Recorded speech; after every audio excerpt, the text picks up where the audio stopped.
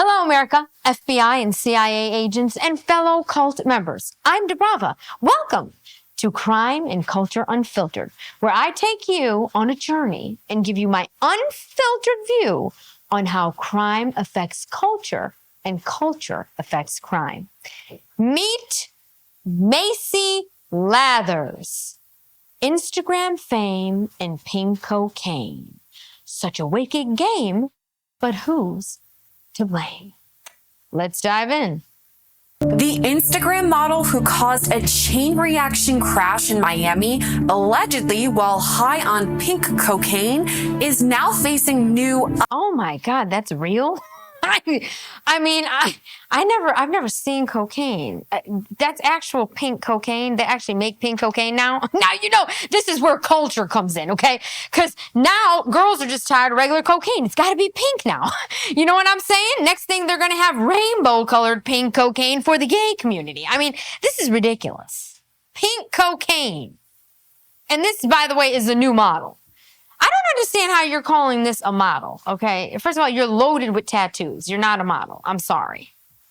Reaction crash in Miami, allegedly while high on pink cocaine, is now facing new upgraded charges as more details come out about her dangerous decisions. We're discussing all the latest developments in the case against Macy Lathers with former prosecutor Melba Pearson. There's the microphone. Okay, there's the rap album coming. And by the way, you know, this is what I mean about models. Are you looking at what this girl actually really looks like? Just explain something to me. Okay, this is her, right? Who is that? Who is that? I mean, these Instagram filters are literally just insane. What AI can actually do to these broads' faces is scary. I mean, like I said, there's a rap album getting made. Welcome to Sidebar, presented by Law and Crime. I'm Sierra Gillespie. Now, we first told you about Macy Marie Lathers here on Sidebar earlier this month when she appeared in bond court in a green jail vest, looking much different from her usual social media posts. The 24-year-old is a self-proclaimed artist and model and now faces 12 charges in connection with a 3-car crash that put her in the hospital and killed 2 people. Oh my God. She killed 2 people? Wow. Wow. Okay. And you know what? I like how this host here said self-proclaimed, okay? Because here's the thing. This is how crime affects culture and culture affects crime, okay? You get an Instagram app. You download it. You put yourself in it. You alter your face. You alter your body. You look like a star. Now you go on TikTok. You go buy yourself some likes, buy some views. I mean, literally, now you're famous in your head, and you can just get in a car and do whatever on pink cocaine and kill 2 people. I mean, this is really unreal. The 24-year-old is a self-proclaimed artist and model and now faces 12 charges in connection with a 3-car crash that put her in the hospital and killed 2 people. According to police, Lathers had been speeding in downtown Miami when she ran a red light in her Mercedes-Benz. What is it with Mercedes-Benz and Miami and speeding? Okay, I mean, the other one was, you know, we did it one prior to this, and it's like, you know, Danny, whatever her name is, you know, she's a celebrity songwriter, singer-songwriter, you know, thinking that she can do whatever too. In Miami, in a Mercedes, and she ran over a 17-year-old boy. Now we've got this girl who literally was in Miami in a Mercedes again, okay, and she killed 2 people. And she's high on pink cocaine. Was she at Diddy's party too? I mean, it seems like everybody in Miami getting in trouble is leaving one of P. Diddy's parties. Unbelievable. Mercedes-Benz. She slammed into a Range Rover, which then hit a Suzuki, and 2 people in that vehicle, the driver and the passenger in the back seat, were both killed. Oh my God. No accountability. No accountability. And again, I'm curious to know, was she on her phone? Lathers originally faced 8 counts when she first appeared in court, where it was revealed that not only did she not have a driver's license, but she'd been banned from having one. Was she an illegal immigrant too? I mean, hold on a second. This way, no driver's license. You're driving a Mercedes. Where'd you get it? Okay, because we know Instagram didn't pay for that. Okay, let's be real here. And you're high on pink cocaine. And how much does that cost? Pink cocaine. And you killed 2 people, and you don't even have a driver's license. The audacity of these people. This is the culture we're dealing with. Okay, this is culture. You actually think that you have the right, the authority. You're so entitled and such a narcissist that you are high on pink cocaine with no driver's license, and you get into a vehicle and proceed to speed and you end up killing 2 people? Crazy. After the crash, there's video surveillance of her exiting the vehicle and walking northbound away from the crash, never rendering aid or calling 911 to assist those who were injured in the crash. You have to be kidding me right now. You have got to be kidding me right now. So on top of all this woman fled the scene. She walked, so she killed 2 people. Okay, who knows if she had called 911 right away, if those lives could have been saved. She kills 2 people. She's high. She's in a vehicle with no driver's license. Okay, probably injured the other person in the other car as well, and walks away. Why is it always that the high one with no license who causes other people's deaths, right, gets to walk away from the crash? So on top of it, you fled the scene? I mean, what does it take? What type of person actually could do something like that? What kind of person is that? To have absolutely no empathy whatsoever, to put yourself so far forward from everything else that you have absolutely no accountability, not even to go and see if the other people could be saved. Culture. This is where we're at in society. Okay? Unbelievable. Unknown bystanders grabbed a defendant and took her back to the scene of the crash and held her until the police arrived. You have to be kidding me. Are you? Listen to this. Unknown bystanders grabbed a defendant and took her back to the scene of the crash and held her until the police arrived. Innocent. Okay, so bystanders, people that witnessed this, went and grabbed this girl and brought her and dragged her back to the scene of the crash and held her physically there until the police showed up. You have to be kidding me.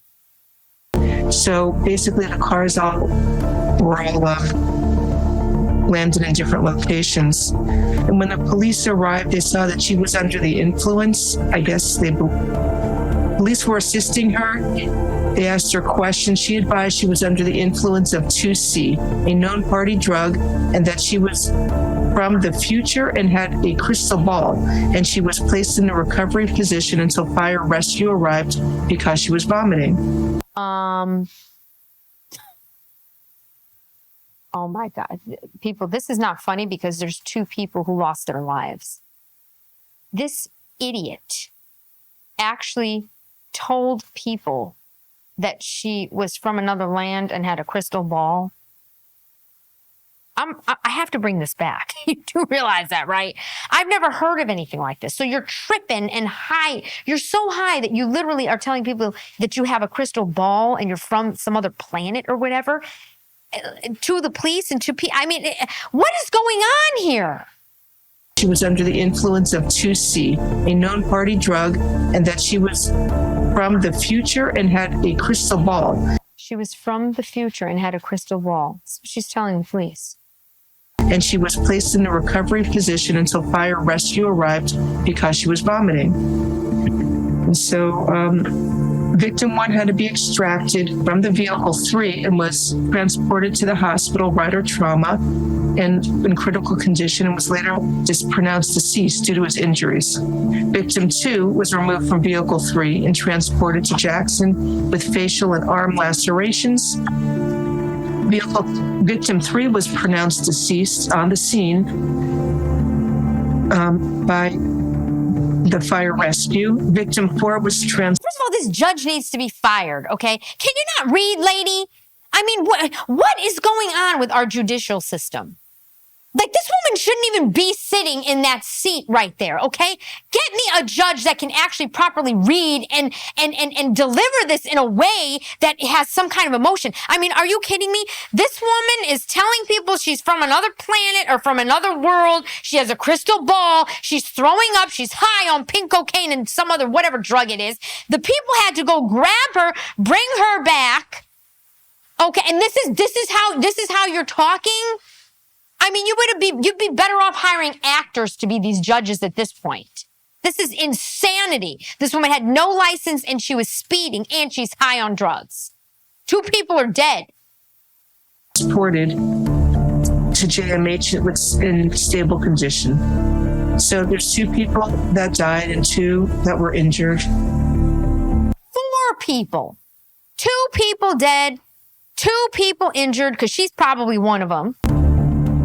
The vehicle was registered to her, but she doesn't have a Florida's driver's license. And a further search revealed that under her date of birth and name, she has a Florida driver's license, and it was suspended indefinitely January 16th of 2024. So that's what this case is about. This judge needs to be fired, okay? Just the delivery, the presentation of this. You have 2 people that are dead, 2 people severely injured. This woman, or whatever you want to call her, this thot, this whore, this prostitute from Instagram, okay, a model and a God knows whatever else, all right, is high on drugs, telling people that she has a crystal ball and she's from another land. She's an alien, apparently, and 2 people are dead, and you're sitting here reading this like this, so that's the case. How about you drag her off and end of conversation? Like, I mean, what are we talking about here? This is absurd. No respect from the judge. Cases about. According to witnesses and police on the scene, Lathers told authorities that she was high on a party drug called pink cocaine, and that she was a time traveler, if you'll believe that. Pink cocaine is also called 2C. It's kind of become more popular in Miami over the last few years. And okay, stay away from girls in Miami, period, okay? Period. Like, what is up with Miami? Like, you're from another planet. You're on some pink cocaine. I mean, what did P. Diddy, is he manufacturing this stuff? I mean, what is going on here?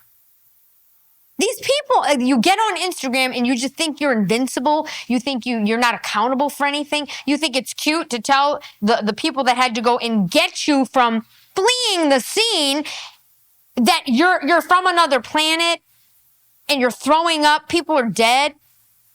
I mean, what? Come on. Accountability. According to an NYU medical school report that was published just last year, it's usually a combination of a lot of different things, from ketamine, ecstasy, cocaine, meth, opioids, and other psychoactives. Okay, so you don't even know what you're on. Did you hear that? So pink cocaine is not just cocaine with some pink tie-dye in it. We're talking about ketamine and a whole bunch of, you don't even know what you're on. It's a mixture of drugs that you don't even know what you're taking. No wonder she's telling people she has a crystal ball and she's from another planet. Researchers say it's pink in color, really just for looks. Lathers now faces more charges, bringing the total up to 12 after prosecutors got the results of a vehicle data search warrant. That data showed that Lathers had pressed her foot down on the gas pedal at the time of the crash, so she was driving around 80 miles an hour. And the speed limit on that road was 30.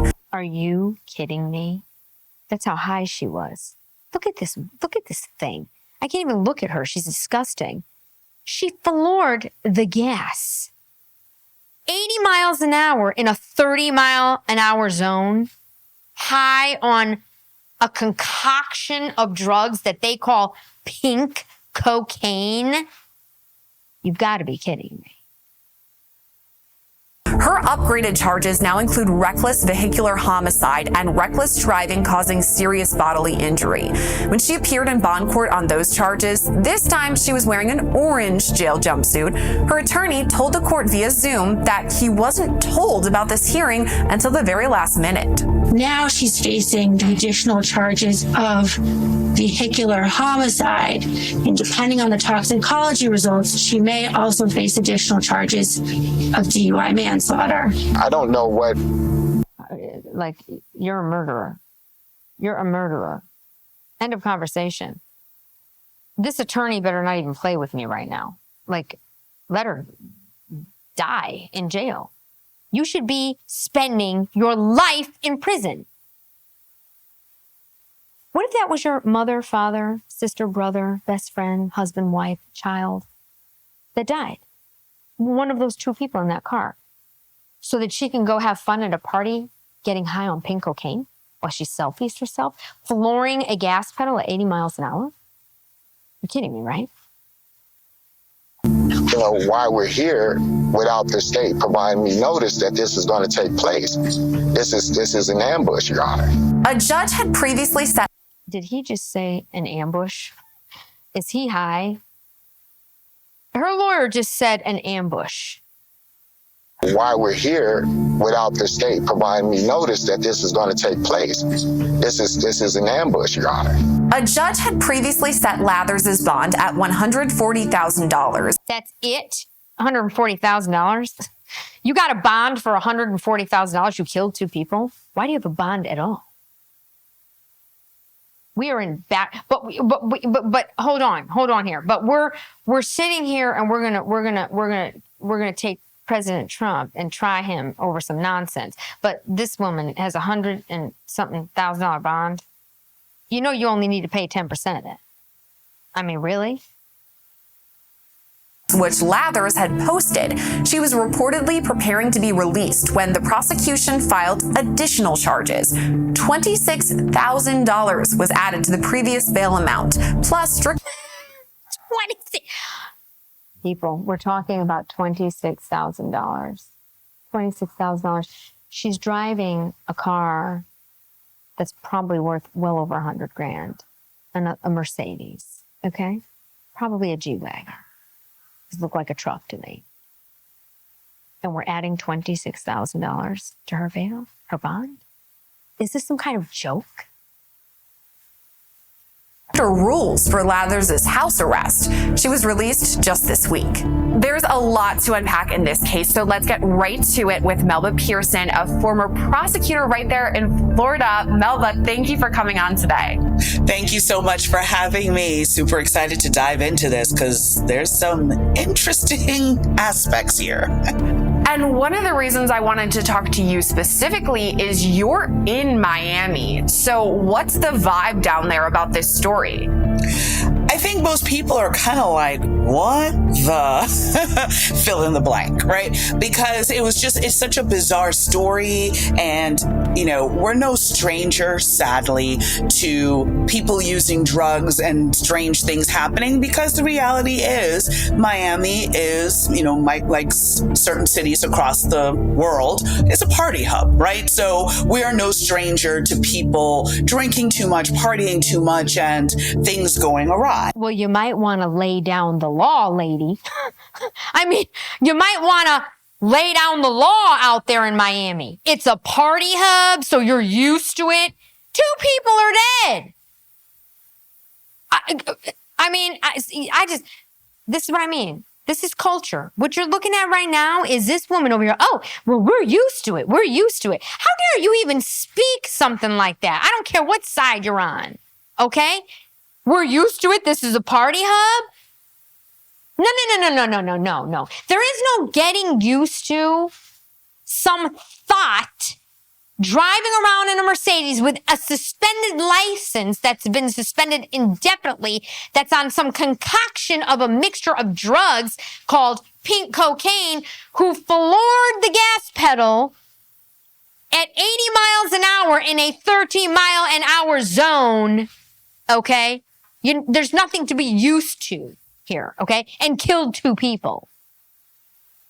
try. But pink cocaine, most of us had never heard of that. That's what she's talking about, the pink cocaine. What about the 2 dead people? Like your pink cocaine? I'm in utter shock here. This commentary is ridiculous. It's ridiculous. This is culture. We're numb to everything. No big deal. 2 people are dead. Oh, he died. Oh, he died. Oh, sorry. Oh, your dad. Oh, yeah, sorry. Oh, wow. Anyway, can you send me a super chat? Like, this is where we're at. Literally. No empathy, no compassion, no nothing. Look how she's commentating this. Like, what, pink cocaine? We never heard of that before. Like, what? Is this a serious thing or not? Never heard of that. We only remembered like kind of Pablo Escobar, like cocaine was white. So now obviously they're calling it as a nickname pink cocaine. It's really ketamine with other additives that make it pink. But, you know, we had the epidemic of bath salts at one point, you know, maybe about 10 years ago, where we had someone who was under the influence and engaged in some very cannibalistic acts, right? Yeah, they were eating people's faces off midday, like on the sidewalk. Yeah. Cannibalistic? Yeah, I'd say so. You might want to do something about this drug problem we have in this country. Seriously. It's ridiculous. So this is not abnormal for Miami, but I just think this. I cannot believe this woman. This woman is just, she's under my skin. This is not abnormal for Miami. Sweetheart, there's nothing normal about 2 dead people. Nothing. No. Not when it's a girl that's on pink cocaine who's flooring the gas pedal at 80 miles an hour that's literally not even supposed to be driving. Of events and the fact that, you know, 2 people were horribly victimized as a result of this.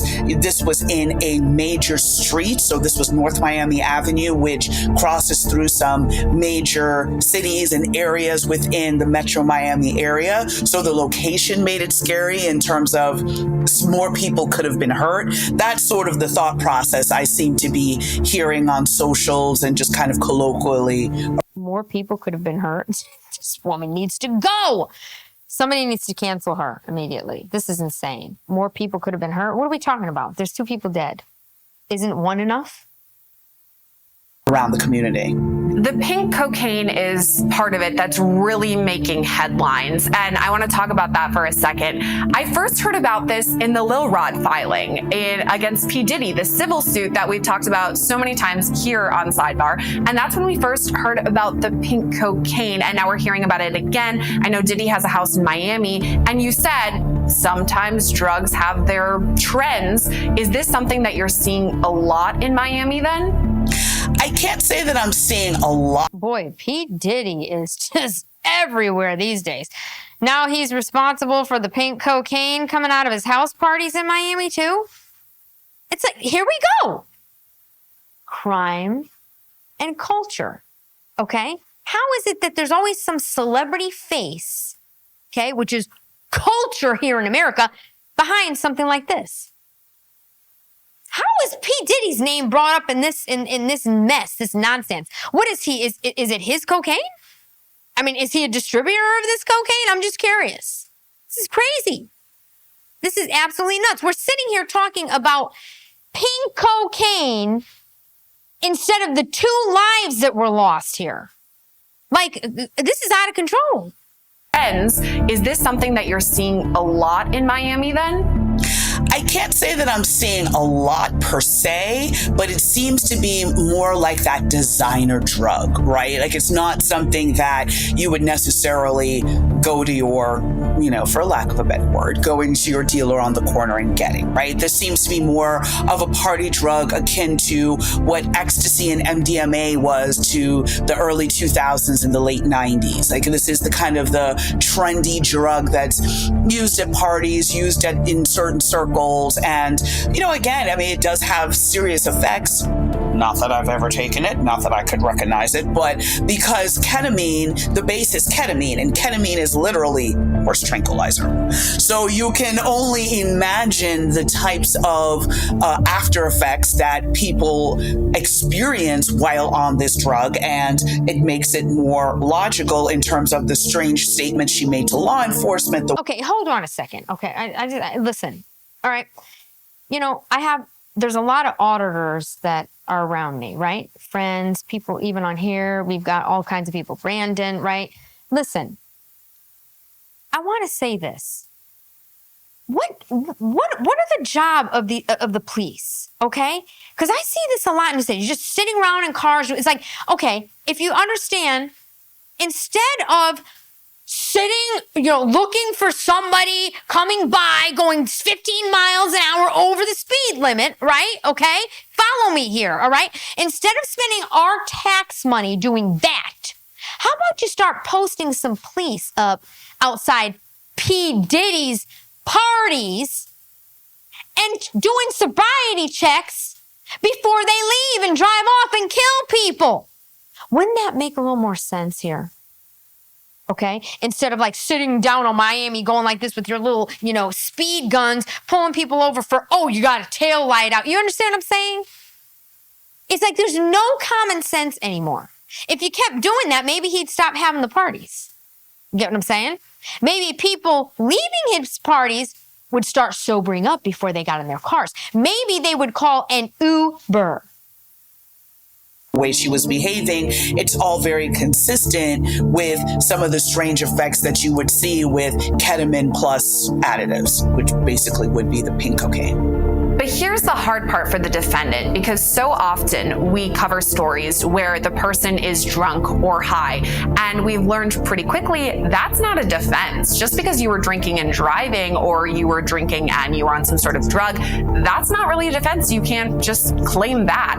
So what sort of defense could she even have in this case? I think her defense could be, again, did not see all of the statements that were available, but it might be possible that she may claim involuntary intoxication. So in other words, she was quote unquote roofied, somebody put it in her drink, she didn't know, something along those lines. But based on my understanding of the way it's ingested, that's not likely, right? So it's because it's not something that comes in a liquid that can easily be, hidden and then put in someone's drink and you wouldn't know. Like, you have to make a conscious effort to take it. So I don't think the involuntary intoxication defense would work here. I didn't even know that was a defense. Involuntary intoxication. Okay, roofied. But here's the thing. So if you were roofied, or as she was saying, involuntary intoxication, okay? I have a question. Does that mean you get in your car and start driving? I'm just curious. So you kind of know when something's wrong, right? I mean, if you're feeling a little weird, you just get in the car and start driving? Or what here? So how is that even a defense at all in any situation? It's not to me. But that's culture for you. You understand? Any excuse you can have to get off on these crimes. No accountability, period. I can't even believe that that's an option, or possibly an option. That's nuts. I only think she could basically claim, I'm sorry. I didn't mean to hurt anyone. I didn't mean to act in this manner. This is out of character for me. I'm willing to go to rehab. I'm willing to pay restitution. I'm willing to do anything you tell me to do, basically, because I'm in the wrong here. I think kind of a mea culpa approach is going to be the best here, because there's not a lot that you can really defend. You've got, witnesses on site. You've got the police officers and their testimony.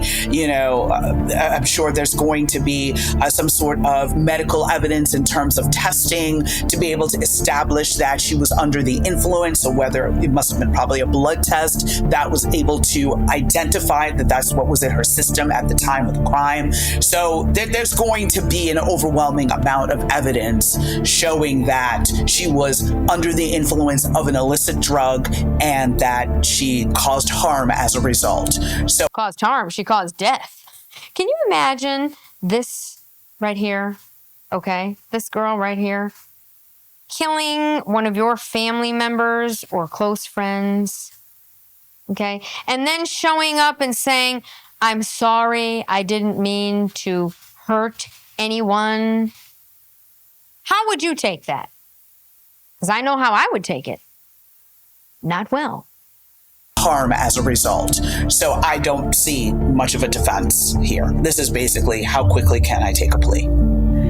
And what adds to that too is the fact that she didn't have a license at the time she was driving. And then we later found out she was banned from having a license. They said you can't even have one. So I know we talked about her defense, maybe I'm sorry taking a plea deal. In this case, it seems to me that she knew between right and wrong. She knows she doesn't have a license and she got behind the wheel. I mean, what do you make of that? Well, I'm always of two minds when it comes to people not having a license in Florida. I mean, there's some reasons that are income driven, let's put it that way, why some people don't have a license. So for instance, if you end up maybe you get into an accident, or maybe you got too many tickets and it piled up, you didn't pay them on time, the interest compounded, and now out of a lack of financial resources, you can't pay your tickets. How about you don't get the tickets? I can't believe this. I honestly can't believe this.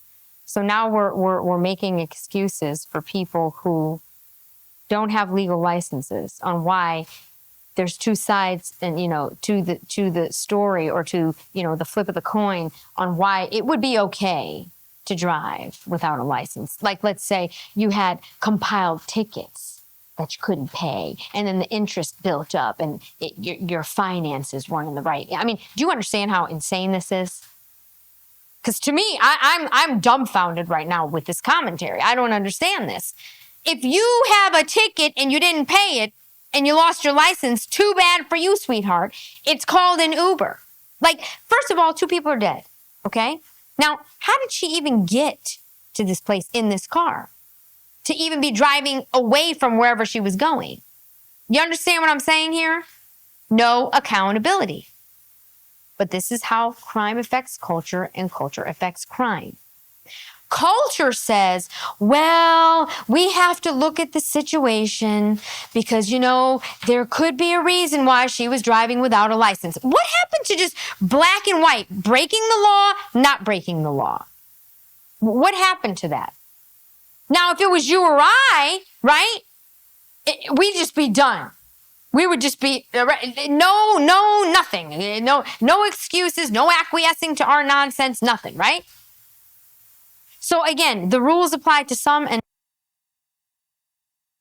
which then results in your license being suspended. That's a little different than someone, let's say, getting a previous DUI and then being banned from driving as a result, because that's just a whole different, that's not a need-based type situation.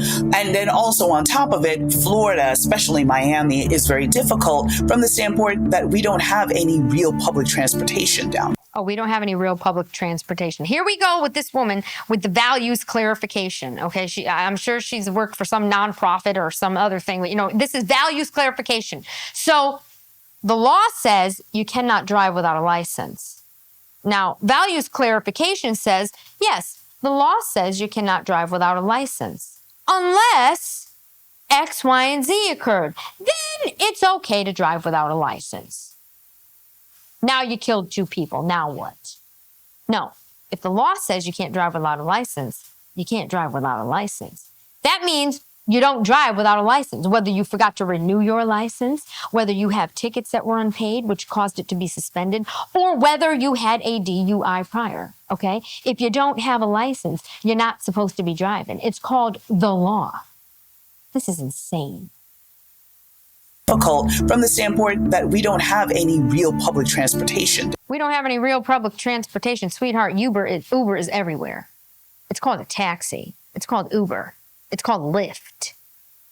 What do you mean public transportation? The broad is buying pink cocaine, driving a Mercedes. She can't afford an Uber now? You see what I'm saying? This is nuts. Down here. So if you're trying to get to work, trying to get your kid to school, or, there's an emergency and you need to get to the hospital, something along those lines, if you don't have a license, I can see scenarios where you hop behind. She just said if you're trying to get to the hospital, as if you don't have a cell phone to call 911 and an ambulance won't pick you up. That's the best line I've ever heard. The hospital, something along. Well, you know, I'm always of two minds when it comes to people not having a license in Florida. I mean, there's some reasons that are income driven, let's put it that way, why some people don't have a license. So for instance, if you end up maybe you get into an accident, or maybe you got too many tickets and it piled up, you didn't pay them on time, the interest compounded, and now out of a lack of financial resources, you can't pay your tickets, which then results in your license being suspended. That's a little different than someone, let's say, getting a previous DUI and then being banned from driving as a result, because that's just a whole different, that's not a need-based type situation.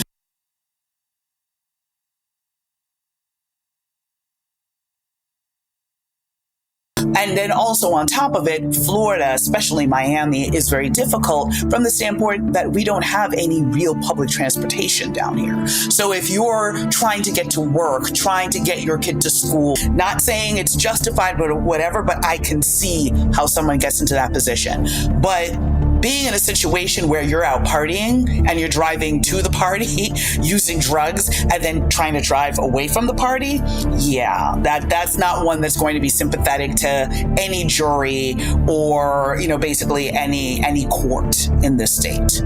I know we talked about this potentially ending in a plea deal, but let's say that it does go to a jury trial. You spoke about how a jury would feel about all this. And we know that she crashed her Mercedes-Benz, so kind of a high-end vehicle. And she's also an Instagram model. So she's kind of living the quintessential Miami life. And we did talk about this. It's kind of a party area. I've been there before. It does seem like that. But if you're collecting a jury from the entire area, these are people who live there. They don't come there for a weekend to party. They're ones who actually live there day in, day out. What do you think a jury would think about all that? That's a good question, actually, because think about it. Is the jury going to consist of a bunch of other Instagram models that are like, well, if it happens to me, I want her to get off. Get it? It's a very interesting question. I'm curious to see how she answers it. Oh, a jury would hate it. They would hate her behavior. They would, if I was the prosecutor in the case, absolutely, I'd be bringing in her Instagram post from that particular day, right? Because that is relevant to her state of mind and the events leading up to the horrible, tragic outcome that we saw at the end of the analysis. So when people start to see the Instagram page, posing and very like, I'm in Miami, I'm living my best life, to the detriment of others, to the detriment of residents, I don't see any jury coming back with a not guilty verdict, because again, especially the residents are often tired of this type of behavior.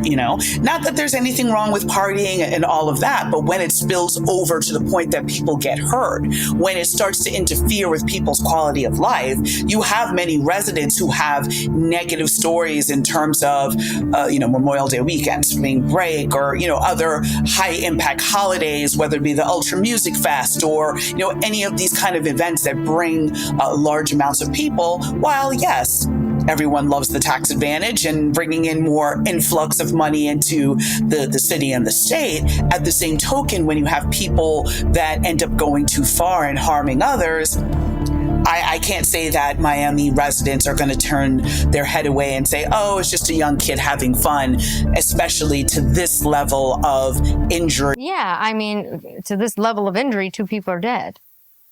The curious thing is that how do you even get a plea deal when you killed 2 people? Just like there's no question about it.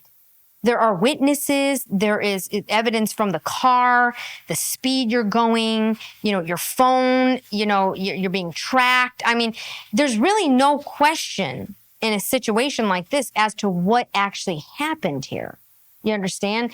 This isn't like, you're in the house with your wife and, she miraculously, she fell down the stairs and died. And now they're trying to figure out if you pushed her or not. No. This is in a public place. There are witnesses involved that grabbed her. The car speaks volumes. The other people's car, this is not a difficult thing to figure out. So how, if you're in a position like this, do you even have the option for a plea deal? I'm just wondering. And just sheer carnage, basically. Obviously, you know a lot about Miami being right there. I mean, you can kind of give us a sense of what the neighborhoods would be like or what a jury would be like. But you also have this major background as a prosecutor right there. So as far as the prosecution side of things, what do you think they're going to bring forward with the case? I mean, I think at the end of the day, it's about the scientific evidence that shows that she was under the influence. So blood tests, the evidence from the testimony from the officers who pulled her over and how she was acting, including the strange statements she made, her demeanor, were her eyes glassy, all of the different indicators that shows that she was under the influence. And then, of course, the accident reconstruction, all of those aspects. And, See, there you go. The accident reconstruction, all these aspects, as she's saying. It's very difficult to get away with a crime like that. It's just the forensics, all kinds of stuff. Like, you're not getting away with it. So why would you even be offered a plea deal? Because in my opinion, a plea is when there's questionable evidence, get it? Or no evidence. It's something has to be questionable. I mean, is anything at question here? She's high, she's speeding, she's in a vehicle without a license, and there's witnesses everywhere. And the car and the forensics of the whole scene tell you exactly how and what went down, and 2 people are deceased. What plea deal? The injury that was levied on the 2 victims and all of that medical testimony in terms of what happened to the 2 victims. So all of that's going to come into play as well. And then if there's any surveillance, if there's any, so for instance, if the party was at, one of the hotels, let's say on Brickell, right? Brickell is a very trendy area and there's often a lot of parties and all of that. Well, likely those high-end buildings will have security cameras in the lobby and that sort of thing. I'd be seeking to bring in that evidence to show the condition she was when she came in, the condition she was when she left, and that clearly she knew she wasn't fit to drive. So really good point she just made. Really good point she just made. I never even thought about that. So on top of what happened at the scene, they're just going to backtrack like she's saying. Brickell is an expensive area. There's buildings around. Your neighbor's got a camera. I mean, how many times have you seen this, right? You did something, you don't have any cameras, but your neighbor does, and it picked up the sound. That's how crazy surveillance is. Good point that she's making. Because if you got in the car and you were stumbling out of a hotel or Diddy's house or whatever, you already know you shouldn't be getting behind the wheel. She knew she wasn't fit to drive. So it's basically like proving a DUI case on the most basic level, but then you layer in all of the other crimes on top of it. We've kind of hypothesized what's going to happen, that this would end in a plea deal rather than going to some sort of jury trial. What do you think those negotiations would look like between both sides, and what could she end up with as a sentence? So I think the negotiations from the defense perspective, they're going to want to ensure she doesn't serve jail time. Depending on what her criminal history is, which I don't have that information available at this juncture. I don't recall anything being said publicly about it. If she doesn't have a criminal history, there is a possibility that she may get a year or 2, maybe a year in jail or 2 years in prison. Can you imagine if that's the case here? Wow. So just because you don't have a criminal history, you can kill 2 people and just get a year or 2 in jail and get out on probation? Pretty crazy. What kind of system is this? Something along those lines, followed by probation. If her defense is able to really make an argument around maybe she's struggling with addiction, she has checked herself into rehab. I mean, if I was her defense attorney, she'd be in rehab right now. Problem or no problem, she's in rehab right now. Because in that way, you can go back to the judge and argue, listen, my client went and on her own initiative, went to rehab, tried to address some of the issues that brought her to this point. She's in counseling. She's not likely to reoffend. See, this is how people get away with crimes like this. There's all these protocols that their lawyers tell them to do. You know what I'm saying? Get into rehab, first time offender, this and that. It's like you killed 2 people. What could possibly constitute you getting 2 years in prison and probation? And how many times have we seen this? anything from pedophiles to whatever kind of crimes, right? These people get situations like this. I don't know if this is how this situation actually ends up, but you do something horrific. You get, a slap on the wrist because you're a first-time offender, and you come out and you do it again. How many times have we seen that?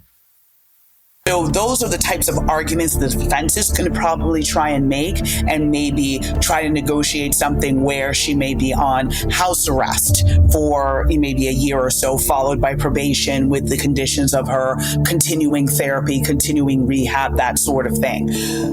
But I don't see that the prosecution is necessarily going to be leaning towards that lenient of a sentence. So I think that's where the rub is going to be in terms of the negotiation process. Definitely one to follow and see what happens as far as any potential negotiations. But any way you spin it, this is a devastating case. But thank you again, Melba, for coming on and kind of giving us some insight about it. My pleasure. Thank you so much. Lathers is expected back in court for her arraignment after the Labor Day holiday, and a memorial was held for the victims who died in the crash. So, ladies and gentlemen, this is the problem when crime affects culture and culture affects crime. I'm very curious to follow this story further to see if Macy Lathers gets a slap on the wrist or does the time that she deserves to do. After all, she did kill 2 people. My gosh. Well, Instagram fame and pink cocaine. Such a wicked game, but who's to blame? Well, we'll find out, won't we? Tune in next time. Maybe I'll have more. I'm DiBRAVA. Thanks for joining me.